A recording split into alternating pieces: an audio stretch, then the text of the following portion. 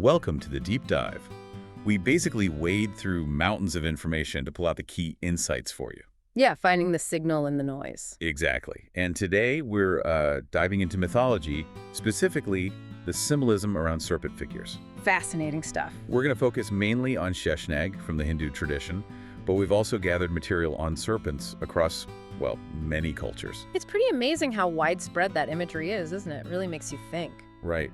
So our mission today is to sort of unpack the deeper meanings, the recurring themes tied to these powerful symbols. Think of it as a shortcut to, a richer understanding. Sounds good. Where should we start? Sheshnag himself. Let's do it.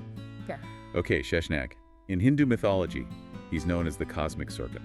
Hugely important. And the most famous image probably is Lord Vishnu resting on him, right? That's the one. Picture this enormous serpent, like unimaginably big, with 1,000 heads, and these heads form a sort of celestial canopy over Vishnu. It's a really powerful, almost mind-bending image. 1,000 heads. And his name's Shesha and Ananta. They both mean endless or infinite. Which tells you something immediately, doesn't it? Yeah. Connects him straight to infinity, to something beyond our usual grasp of time and space. It's fundamental to his role. Totally. And our sources, like the Vishnu Purana, they talk about him existing before creation. And he'll still be there after everything dissolves. So he's there in the void, before and after, just existing eternally. Yeah, like this silent, constant presence. Some sources even frame him as like the guardian of cosmic memory, or even time itself, just waiting for the next cycle. Wow. That idea of something existing outside the normal cycles of, birth, death, creation, destruction, it really sets him apart. Mm-hmm. He's not just in the cosmic play, he's almost the stage itself. So why a serpent, though? Why is this immense foundational being envisioned as a serpent? That's the big question, isn't it? What is it about snakes that resonates so deeply across cultures, enough to represent these huge concepts? Well, if we look at the natural world, snakes shed their skin. That's Yeah. a pretty obvious, potent symbol right there. Ah, right. For rebirth, renewal, transformation. Exactly. Maybe it taps into our own human desire for change, for, shedding limitations and starting fresh. That makes a lot of sense. Nature giving us a visual for cycles. And what about the way they coil? Yeah, the coiling form, it just naturally suggests cycles, doesn't it? The seasons, day and night, cosmic cycles. Even that ancient symbol, the The Ouroboros. snake eating its own tail. Right, capturing that idea of eternal return, of cycles completing and beginning again. And there's that tension too. The snake is often silent, still, but potentially incredibly fast and dangerous. That duality. It connects to ideas of wisdom, a kind of quiet, deep knowing, but also that primal energy, that potential danger. It's a potent mix. It really is. And, if you bring it into the human sphere, think about Kundalini yoga. Oh yeah, the coiled serpent energy. Exactly. It's visualized as a coiled serpent at the base of the spine, and the whole practice is about awakening that energy, letting it rise. It's seen as a path to enlightenment. So the serpent's transformative power is mirrored right there on a personal, spiritual level. It's amazing how the same basic image pops up in these different contexts. Cosmic creation, natural cycles, personal spirituality. It suggests some shared, deep understanding. Definitely. And speaking of different contexts, while Sheshnag is our main focus, our sources make it clear he's not alone. There are major serpent figures everywhere. Right. Like who else came up?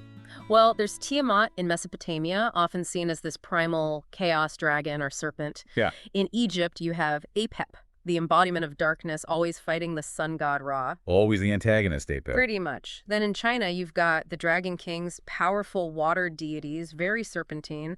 And over in the Americas, the Aztecs had Quetzalcoatl. The feathered serpent, associated with wisdom, creation. Exactly. It really does feel like there's this underlying pattern, almost a universal archetype. Mm-hmm. That comparative mythologist we looked at, Dr. Mira Nair, she talked about that, right? Yes. She proposed this idea of a universal serpent archetype, representing primal energy, the unconscious mind, maybe even a bridge between different worlds, the physical and spiritual. It's like the serpent embodies something really fundamental about being human. Okay, so let's circle back specifically to Sheshnag and his relationship with Vishnu. That image of Vishnu reclining on him in Vaikuntha, his heaven, what does that tell us? Well, one key thing is the nature of the support Sheshnag provides. He just supports Vishnu. There's no sense that he expects anything in return, no reward, not even really recognition. He's just fulfilling his cosmic function. That's a powerful idea, like selfless service on a cosmic scale. It really is. And then there's the philosophical layer. Our sources connect Sheshnag to Kala time and Vishnu to the role of the preserver. How do those work together? Yeah, how does time support preservation? So this is where the Vedanta perspective that Swami Advaitananda discussed comes in. Think of Sheshnag as time, being like the canvas, the vast, endless canvas. And Vishnu, the preserver, is the artist who paints the universe onto that canvas, bringing everything into being and sustaining it. Shesha is the unmanifest potential, the canvas itself, while Vishnu is the manifest creation, the painting. Ah, I see. So Sheshnag is like the underlying structure, the potential, the ground of being almost. And Vishnu is the active principle working within that structure. That's a great way to put it. He's like that essential foundational element that everything rests upon, even if you don't always see it directly. Kind of like the laws of physics, maybe. They're always there, underpinning reality. That's a neat analogy. Okay, so this cosmic serpent isn't just, floating in abstract space. The tradition says he also takes forms on Earth, right? Avatars. Yes, exactly. Which brings his essence down to a more relatable level. The most famous is probably Lakshmana from the Ramayana. Rama's brother. How's he connected? Lakshmana is considered an incarnation of Sheshnag. And his defining traits: unbelievable loyalty and vigilance. They say he basically never slept during their exile, always guarding Rama and Sita. Wow. So he mirrors Sheshnag's constant support for Vishnu. Precisely. He's the ultimate protector, always there, that devoted presence. Okay. And then there's Balarama, Krishna's older brother. Right. Also seen as an avatar of Sheshnag. His connections are really interesting. He's strongly linked to agriculture. His weapon is a plow. Symbolizing nourishment, sustenance. Exactly. And the story of his death is quite striking. It's said that when he died, the great serpent Sheshnag actually emerged from his mouth, returning to his divine form. Whoa. So the essence was reclaimed. Yeah. And it's interesting, our sources mention that farmers, say, in Punjab, still hold Balarama in high regard. Shows how these stories connect to everyday life, even now. It really does. The layers just keep unfolding. And we can't really talk avatars without mentioning Anant again, but this time in the context of Kundalini. All right, back to the coiled energy. How does Sheshnag or Ananta fit in there specifically? Well, Ananta, meaning endless, is directly linked to that Kundalini Shakti concept, the coiled serpent at the spine's base. That directly mirrors Sheshnag resting coiled before creation. Ah, okay. The microcosm reflecting the macrocosm. You got it. And the goal in Kundalini Yoga is to awaken that coiled, dormant energy. Ananta let it rise up through the energy centers, the chakras, leading towards enlightenment. It's visualized as the serpent uncoiling. So the cosmic potential mirrored within us, waiting to be activated. It's a powerful idea for personal transformation. Definitely. Now, our sources also mentioned a specific realm associated with serpents Naglok, sometimes called Patala. What exactly is that? Is it like an underworld or? Yeah, underworld can be a bit misleading. The sources clarify it's not really hell in the way some might think of it. It's more like another dimension, a distinct realm beneath the earth, inhabited by the Nagas, the serpent biomes. Okay, a separate reality plane. And it has significance in worship. You mentioned a temple. Right, the Manarasala temple in Kerala. It's a major center for Naga worship. People revere Nagaraja, the serpent king, there. And why? What do they seek? Blessings, often specifically for couples wanting children.